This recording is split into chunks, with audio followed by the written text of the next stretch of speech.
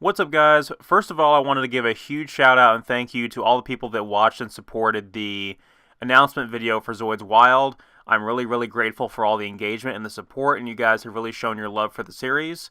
So I want to do a follow-up video because the first chapter of the Zoids Wild Manga is now available online.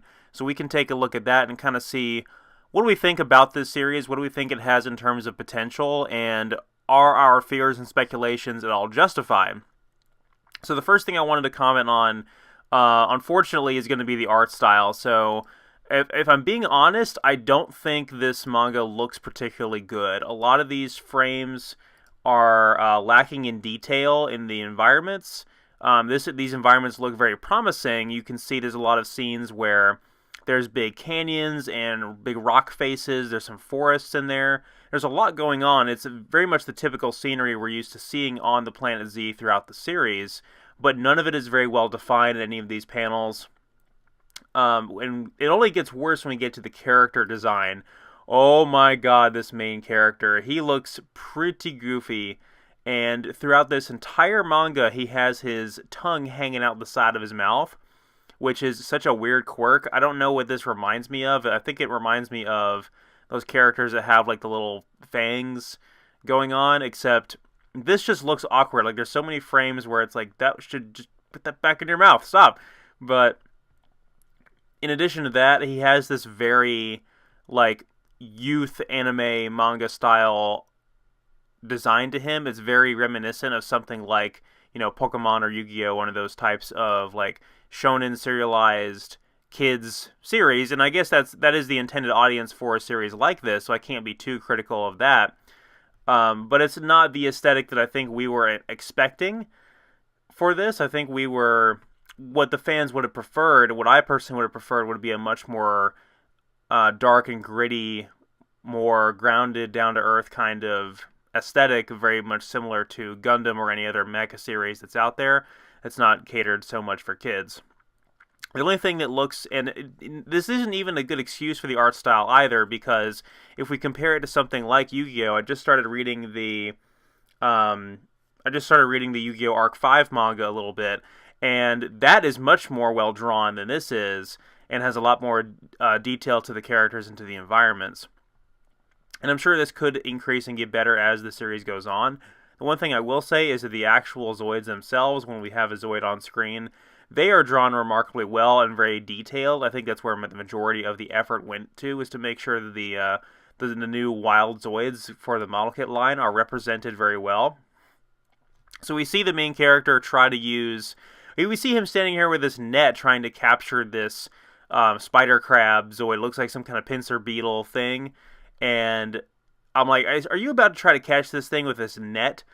But it turns out he actually had this rock trap that fell onto the Zoid and crushed it, only for it to break out of the rock again and then corner him. And then we later get another Zoid that pounces in on top of the beetle and defeats it. And this ends up being what I assume to be the Wild Liger. Well, no, it can't be. The Wild Liger appears later, but we do see another character who has tamed this Zoid, and he's standing there, with his coattails going on. He looks like he might be a rival character, or maybe he's just a villain of the day character, and we meet our actual rival later on. But I'm getting a lot of Pokemon vibes from this, like, hey, this is my creature, I tamed this, let's battle with our creatures. So, and maybe that's a safe way to go about with this type of franchise, and maybe that will actually give it the staying power that we need to get a better series later on. But obviously this is still not my preference, and still not the preference of the people actually reading this and watching this, because we wanted to see something a little bit more akin to a traditional mecha series like Gundam, I feel like. Later on we get a brief glimpse of the Ultrasaurus looking Zoid that I commented on, and there's actually a really well drawn frame in here where there's like a rupture of like water that spews out of the side of this rock face and douses the main character and the Zoid as well, and it's a very well drawn panel, so I have immense credit to the artist for that. As far as the story goes, I can't really comment with certainty, only because This is all in Japanese, of course, and I unfortunately cannot translate this for you guys, so I'm not really sure what's happening in terms of the story. This is all speculation as of right now, and I doubt that we'll get an official translation for this anytime soon. But I just kind of wanted to share my thoughts on it as for what I feel like it is offering in terms of just the look, the art style, and the direction they're going for with a series like this. Later on, we get a frame with the Wild Liger, and it does look really quite good.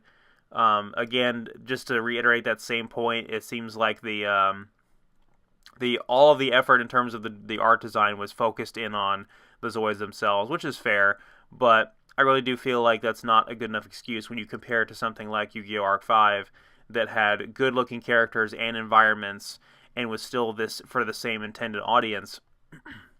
Not to mention, obviously, the monsters looking better than anything else in Yu-Gi-Oh! Arc 5.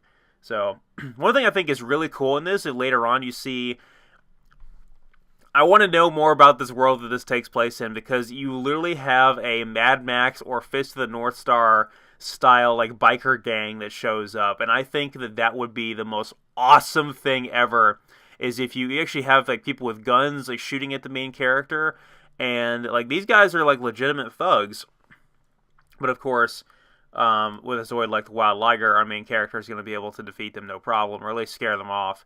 And we see that happen here in the manga, where the main character is sort of cornered by all these thugs, and the Wild Liger jumps in to protect him.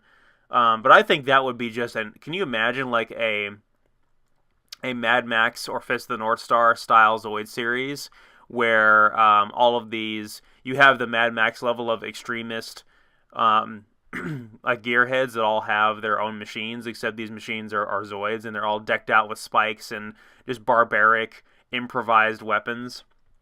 I think that would be the most awesome thing ever. But of course, this series, we know that this series is not going to be doing that consistently. These guys are more so there as a cheeky reference and to give you a iconically recognizable, thug character for the main character to beat up. This series is not going to have any nuance as far as themes like that. We know that it's intended for kids. So we know it's not going to have anything really deep going on. We see a character later on that may be the main character's father, or at least like mentor character, and he actually looks pretty cool. He has a really interesting hairstyle, better than what the main character actually has. In a flashback where we see the main character as a small bean, and he's probably getting a life lesson here. So that's pretty much all I have to say about this first chapter of the Zoids Wild Manga. Let me know what you guys think, or if anyone out there is able to translate this manga, make sure to let me know what you think, and we'll talk more about it in the next update. And I appreciate you guys watching. Make sure to subscribe and hit that notification button so you guys can get constant updates when I continue to make more Zoids content. Thank you guys so much.